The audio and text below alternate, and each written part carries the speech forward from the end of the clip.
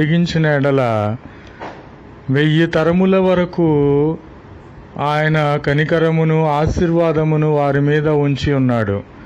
1000 తరములు అనగా ఒక తరమునకు 100 సంవత్సరములు వేసుకొనిన 100 సంవత్సరముల వరకు ఆయన కరుణ ఎవరైతే దేవుని ప్రేమించి ఆయన ఆజ్ఞలను గైకొంటారో వారి మీద ఉంటుందని ప్రభువైన క్రీస్తు వారు తెలియపరుచున్నారు. కాబట్టి మనమందరము కూడా ప్రభువైన క్రీస్తు వారిని ప్రేమించాలి. కొందరు అనుకుంటారు, నాకు ప్రభువుని అడుగుతారు, నాకు అవి కావాలి ఇవి కావాలి అని లోక సంబంధముగా.